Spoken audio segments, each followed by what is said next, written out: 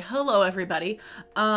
Today's video, we're going to be doing another edition of my makeup archives because we are reaching the years leading up to this year.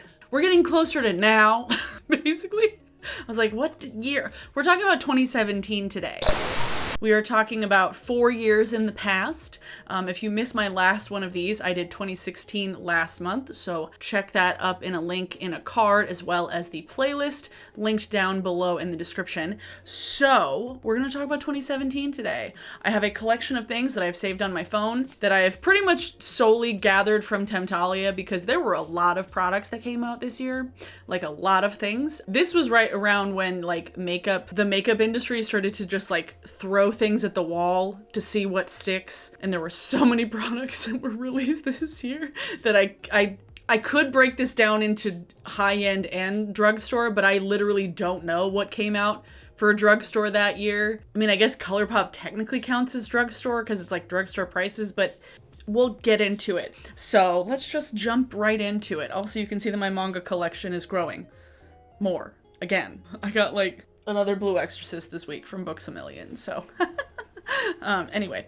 All right, if you've never seen one of these videos, basically I just go through, usually I use Temptalia as like the main resource, but then sometimes I'll go through like Pop Sugar or other random listicles, but Temptalia is like the best resource for going through big old archives of makeup stuff because Christine literally talks about like almost every product. I swear to God, like Christine's archive, I can't imagine how big her fucking server is considering how much information is on her website going back like a decade or more. Also, my earrings say fuck the patriarchy, so that's always fun.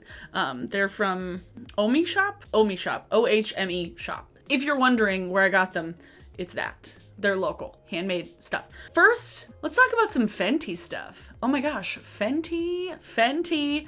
This was after Fenty had originally released everything, like all the complexion stuff. It was mostly complexion and the Killawatt highlighters. That was the first release, and that was in 2016.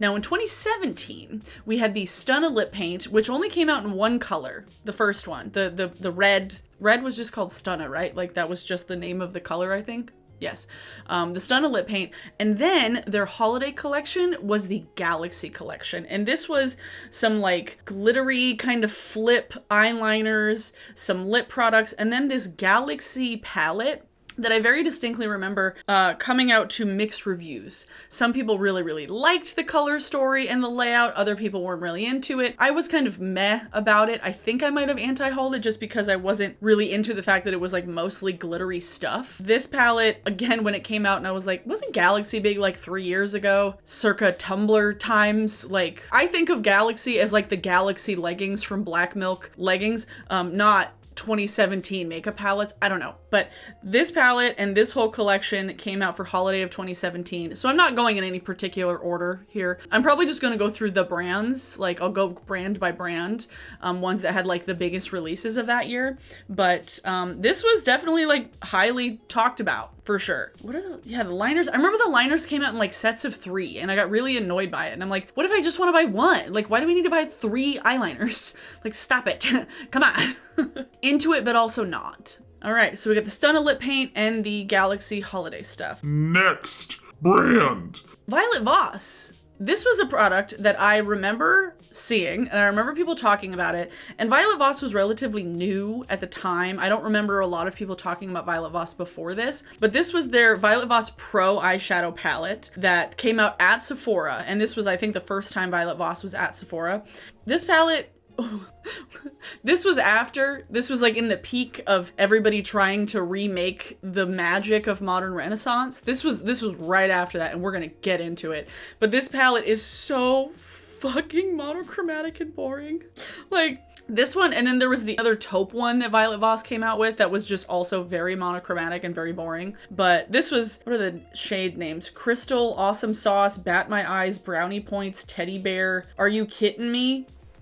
Fucking puns, my god. They tried so hard. And since then they've come out with a lot better, like more interesting color stories. I don't own anything from Violet Voss, so I cannot attest to the quality of the colors or the shadows, but I've definitely been interested in more of their more recent color stories versus these ones. I just remember when I first saw them, I was like, I really hate the logo. Like, I just hate the Violet Voss logo. Just like the fucking script ass font that looks like it came from like Word. I was not into it, but I'm also a font nerd. So, all right. We got, what is it? One from Tarte. Oh my, wait, where is the Tarte one? Tarte Toasted. Oh my God. Again, with the trying to recreate the magic of modern Renaissance. Tarte Toasted, honestly, probably not the worst like bridal palette. Tarte really should just do like bridal palettes and market themselves to bridal makeup artists, because this is not a bad bridal palette. It's boring for like me, especially because I already had Modern Renaissance, and this was like they took the pinks out of Modern Renaissance completely and they just left the like brownie oranges. But yeah, this was, they had the Tartlet in Bloom, and then they had the didn't they have like a Tarte Heat one? They had another one after that, but this was the Tartlet Toasted, and like, I remember people liked it. I do remember people liked it, but I just remember when I saw it and I was like, All right. like, okay. This was also the period where anytime something warm, any warm neutrals palette came out, I was like, I have Modern Renaissance. I don't need any other warm neutrals palettes. Here I am with like several more warm neutrals things since then. But at the time I was like, no, this is the only warm neutrals palette I need because it's perfect. It is very good, don't get me wrong. Yeah, this was kind of boring. All right, we got a couple of Natasha Denona palettes. This, I think, was the first time I ever heard of Natasha Denona. And I very distinctly remember when I saw the price of these palettes, both the Sunset and the Lila palette, I was like, what the fuck? Who is Natasha Denona and why are the palettes $125? I was so annoyed when I saw these. I was like, are you fucking kidding me? Like, this is what the price of eyeshadow palettes are going to be? Why is this being normalized? I'm still annoyed by it, honestly. I'm still annoyed by palettes that are over $100, to be honest. Like, I cannot bring myself to buy a palette that's over $100. Like, I just can't do it. So I remember when I saw these, I was like, that's nothing special. I was so annoyed by how expensive these were.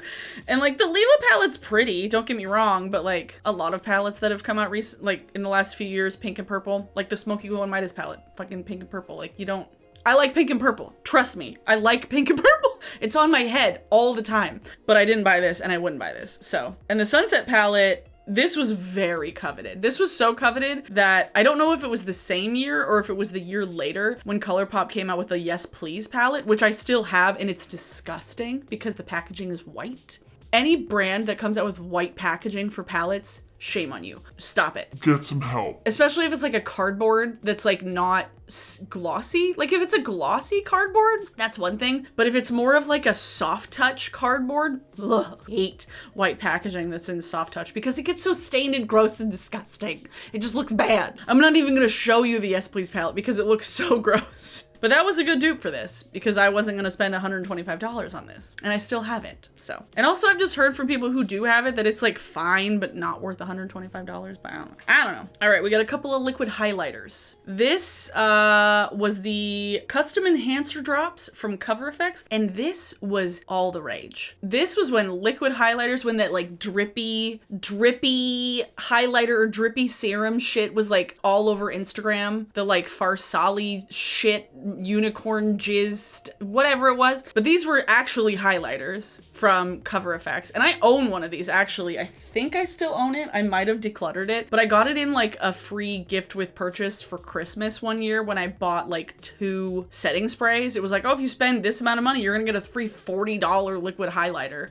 in the shade Celestial, which is like a pinky champagne color. It's fine. It's very, very shiny, and like you barely need any of it. So when I saw this, it was $40 and I was like, what the fuck? Why is this so expensive? Oh, because you need like the tiniest amount of it and you're never gonna make your way through it, because these were actually quite large bottles for liquid highlighters that were that pigmented. It was very popular for a while because people wanted to drip things down their face for Instagram videos, which is so weird just to think about. Like, why did that become a thing? Like, why?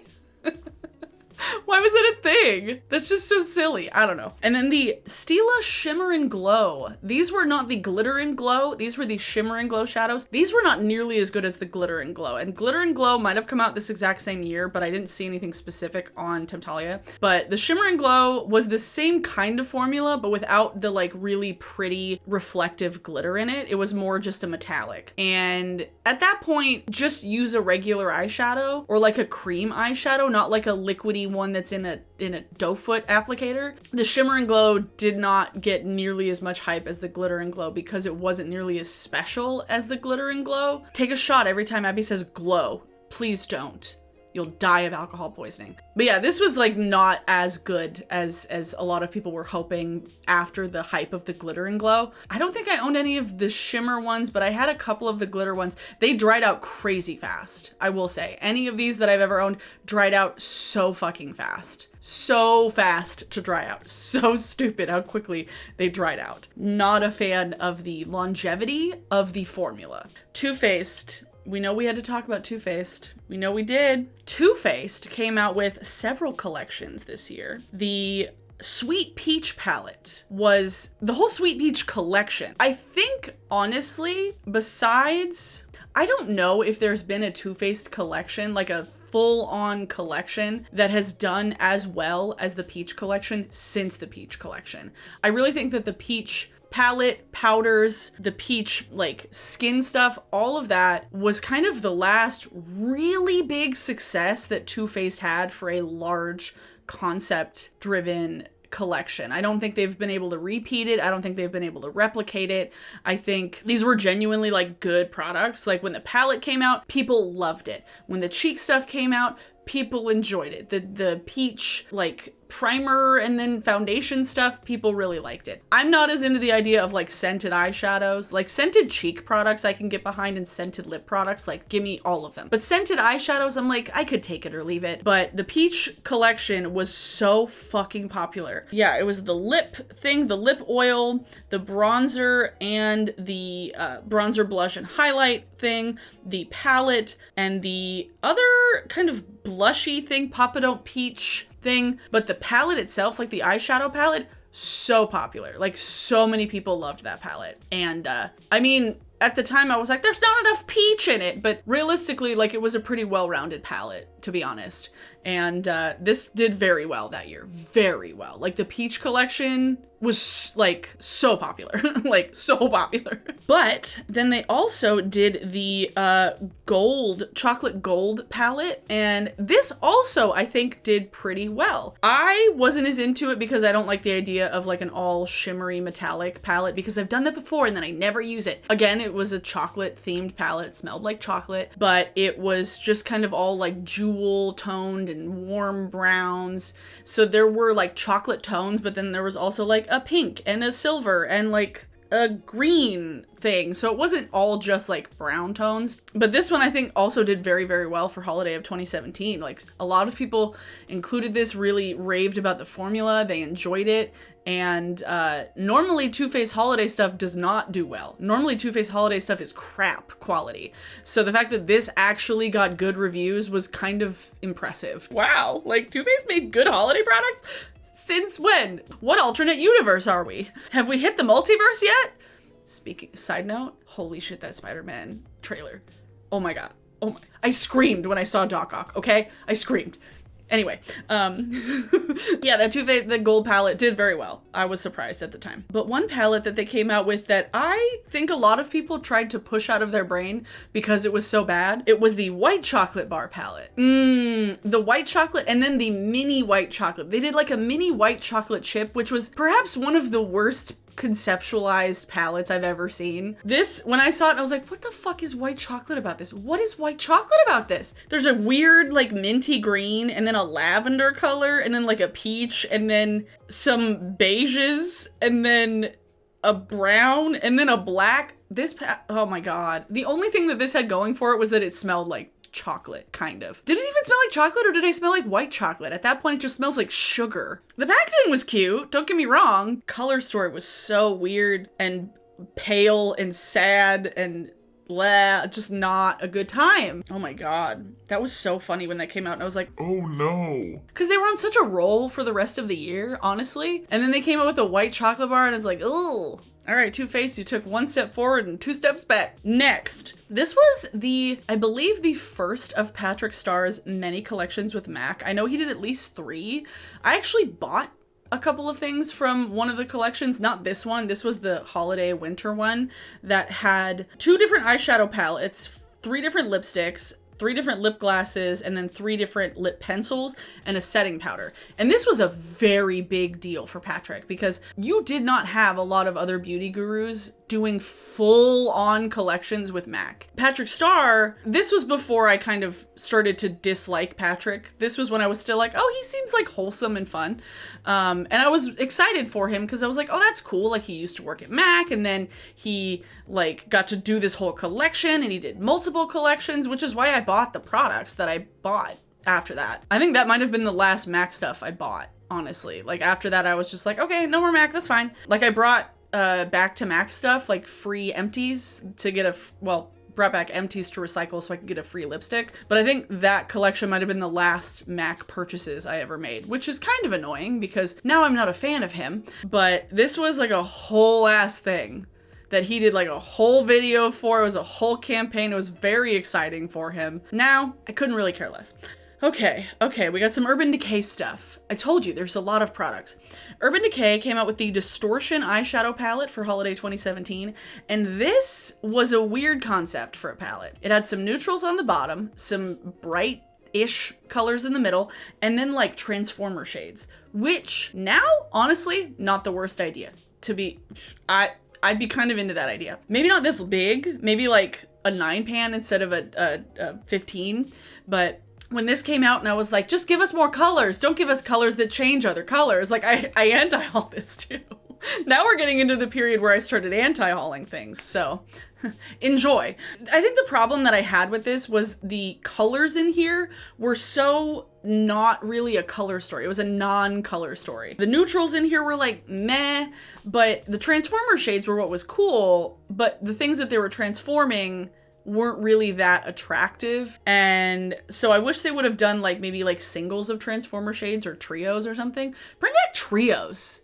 Remember trios? Remember eyeshadow trios? Nobody does that anymore. Yeah, that was the Distortion palette from Urban Decay. But then they also had the Heavy Metal palette, which was big. It had a lot of the similar kind of like slightly muted jewel tones and then neutrals. But the weird part about this palette was that you like slid it out of the case and then the mirror was in the middle of 2 different eyeshadow palettes essentially, which is just a weird layout for a palette. Like, what? How is that useful? It didn't seem useful to me as far as being able to hold it, and it didn't really seem useful as far as being able to use it just as a mirror because it was in the middle of the palette. Like, where do you hold it? I don't know. Like, is there a little sleeve that you can like stick your hand in the back? No. I think that was pretty much everybody's feelings. Is like, oh, the colors look pretty, but like, how the fuck am I supposed to hold this? Like, get smudges all over the mirror, basically. And it was also just kind of big. I feel like they could have just done 2 different palettes. Just do 2 different things.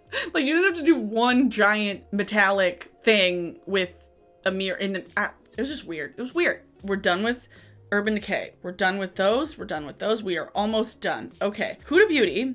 This, again, like I said with Fenty, it was kind of like the start of a lot of things. This, I believe, was the beginning of Huda, like, really kind of the brand getting their footing, and they started doing these little mini obsessions palettes, which they still release to this day. And yeah, sure, there's a lot of them that are kind of derivative of other ones, but these first ones they came out, like, they're good. They took the kind of warm neutral thing that other brands were doing and made them concise and tiny. I don't have anything bad to say about these. Like, these were good palettes. I didn't buy any of them because I had more at the time than I needed. And also I didn't have any extra space for things. So I didn't want to go out and buy a bunch of things from brands that I hadn't really tried before. And so I didn't buy any of these. I don't own anything from Huda Beauty, honestly, but I've heard through the grapevine, through friends, through beauty YouTube, that the eyeshadow palettes are pretty damn good. I don't know. These looked good. Like, the bright actually looks very fun. I have no negative things to say about this. And if they release it now, people would be like, why now? But at the time, pretty good.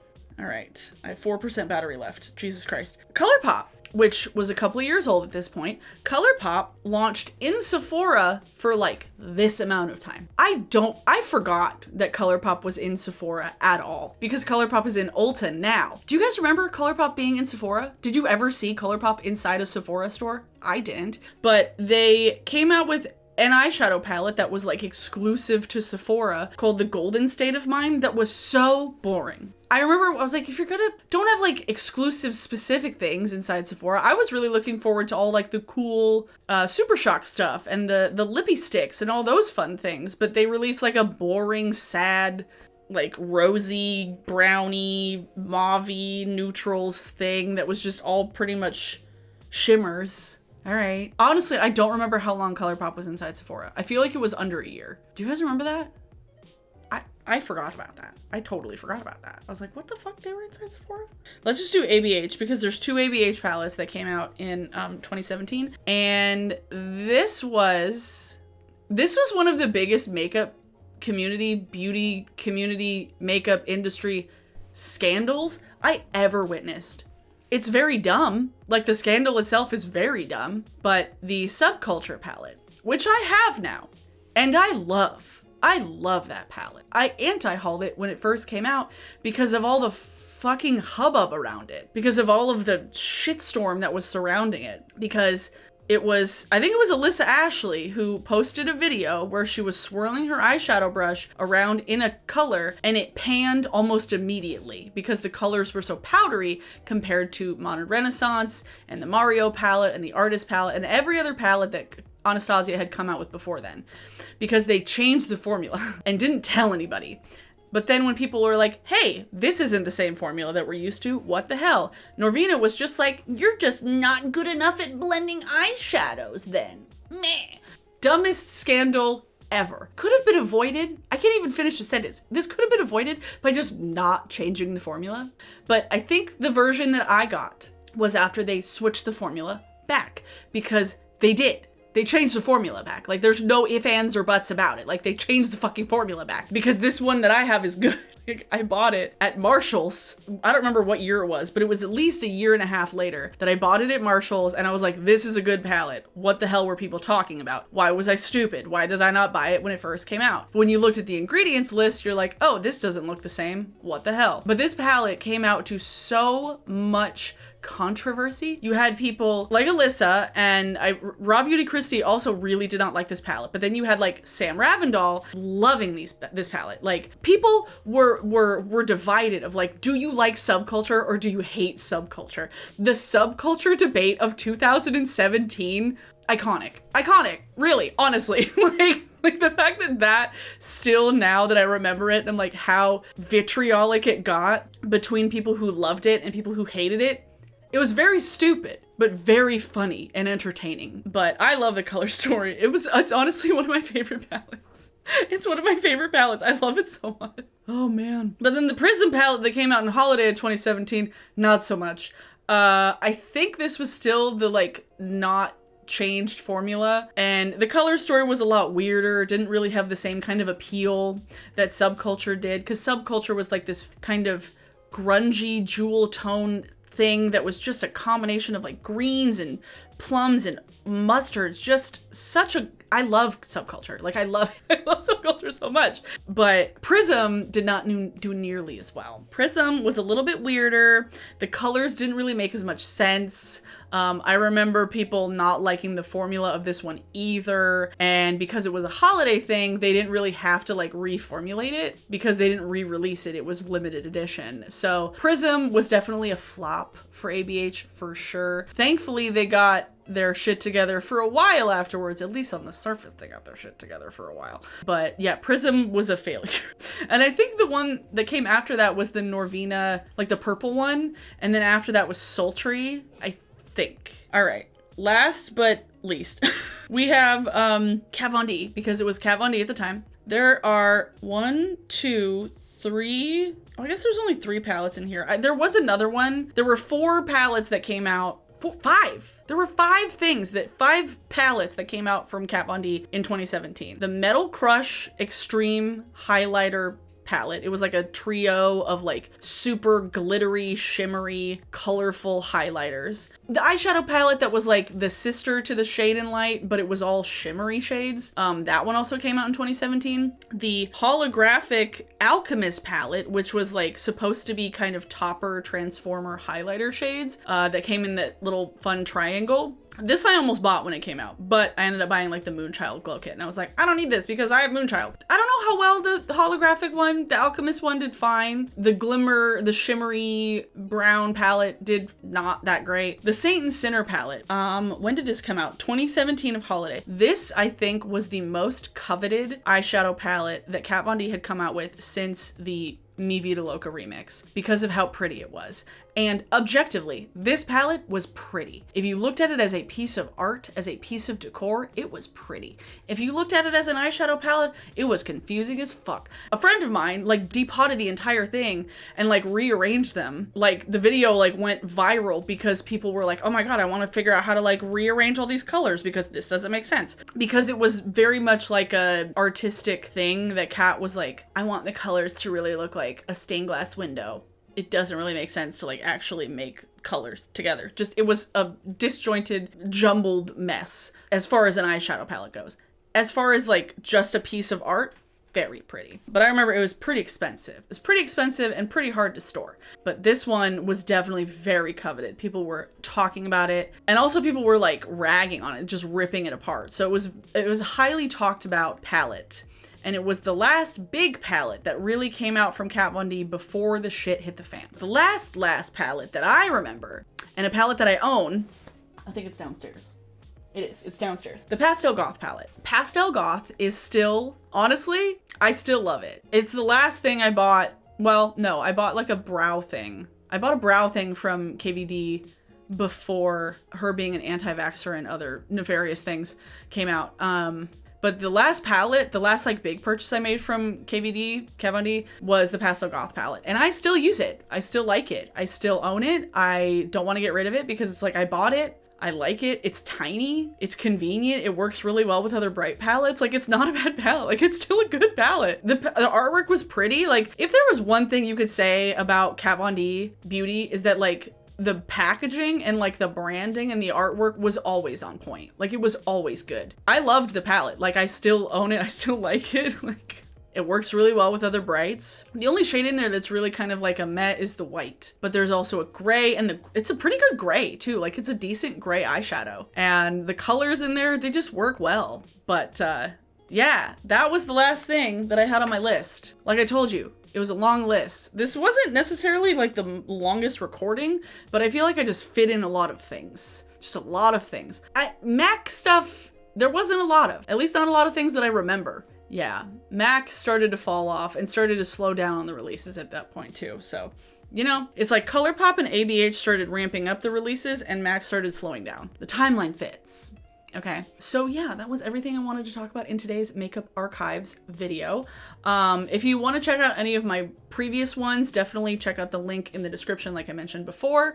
Give this video a like if you did like it. Very much appreciated if you did. Links to all my social medias will be in the description down below. My Instagram, my Twitter, and my Twitch, as well as my P.O. Box. I think that's it. Some other links, some other things down there. For today's song of the day, I am giving you an entire album to listen to because it's all I've been listening to for the last week. Literally, the only music I've been listening to for the last week has been Smile by Eve. Eve being the guy that did the opening theme for Jujutsu Kaisen. His album that came out last year. Fucking phenomenal. So good. Like, it's such a good car song. Like, just like the whole album. Like, I'll play it, I'll start it right when I'm driving and leaving from work. And by the time I get home, I'm like, oh, this album is great. Like, I'm listening to the entire thing. It's just lovely and beautiful and complex and lots of like fun guitar stuff. Like, love it. So good. Really, really digging that album lately. I haven't put a new record on the record player. Weirdly enough, actually hilariously enough, we've had the Death Note record sitting on the record player for a little while. And Josh accidentally like pressed the button to like lift up the arm the other day. And he comes home And I'm downstairs and he's like, did you start the record player? I'm like, no. He's like, why is the record spinning? And we have the fucking Death Note record just spinning ominously, playing no music on this record player that neither one of us remember touching. It was very weird. I hope you enjoyed this video today. I hope you have a good rest of your weekend. Have a good weekend, y'all. I'll be streaming on Twitch tomorrow, if you're watching this on Friday. If you happen to be watching on Saturday, I am streaming on Twitch tonight. So definitely come check me out there. That would be fun and awesome. If you like streaming and games and Sims and general chaos. Because that's pretty much what my streams are. We just ramble on about games. I put on some makeup. Usually we end up talking about anime. But it's a fun time, honestly. Like, I did a stream on Tuesday on YouTube, and a lot of people seem to really enjoy the kind of conversational thing. So if you like the kind of just literal back and forth, if you like kind of talking to me and the more conversational stuff, I do that on Twitch at least once a week. So if you want to come hang out there, by all means, you don't have to, but that's generally the place where I'm the most just chatty and just talking with people. And if you like to know more things about me on a regular basis, Twitch is that.